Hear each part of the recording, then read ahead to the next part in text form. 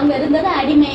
அப்ப என்னது எனக்கையோ ஒண்ணு அவங்க உயிர் வாழ்றதுக்காக எனக்கையோ ஒண்ணு செஞ்சு போட்டிருப்பாங்க. ஆனா அவங்க போய் என்ன சொல்றாங்க, நாங்க நல்லா திருப்தியா சாப்பிட்டோமே, நல்லா டேஸ்டா இருந்துச்சு அப்படின்லாம் என்ன செய்யறாங்க, பொய் சொல்லிட்டு உட்காந்து புலம்புறாங்க. எங்களுக்கு இங்க வந்த இடத்துல ஒண்ணுமே இல்ல, நாங்க கொண்டு வந்த மாவையே உட்காந்து சாப்பிட்டுட்டு இருக்கோம்னு சொல்லி திரும்ப உட்காந்து என்ன செய்யறாங்க, புலம்பி அழுகுறாங்க.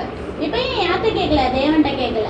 அப்ப அது தேவனுக்கு பிடிக்கல. ஆனாலும் மோசே கிட்ட என்ன சொல்றாருன்னா, நீங்க காலையில எந்திரிக்கும் போது விடியறதுக்கு முன்னாடி என்ன செஞ்சிடணும், எந்திரிச்சிடணும். அப்ப வானத்துல இருந்து என்ன விழும், அப்பம், அதாவது சின்ன சின்னதா குட்டி குட்டியா கொத்தமல்லி விதை மாதிரி இருக்கும். அது வந்து வானத்துல இருந்து விழும். அவங்கவுங்களுக்கு எவ்வளவு வேணுமோ அதை கலெக்ட் பண்ணி எடுத்துட்டு போய் வீட்டுல அதை வச்சு சமைச்சு சாப்பிடணும் சொல்றாரு. சரியா? அப்ப அவங்க நான்வெஜ் வேணும் கேட்டாங்க இல்லையா? அப்போ இது கடல்ல இருந்து ஒரு காத்து அடிக்குது, பயங்கர காத்து அடிக்குது.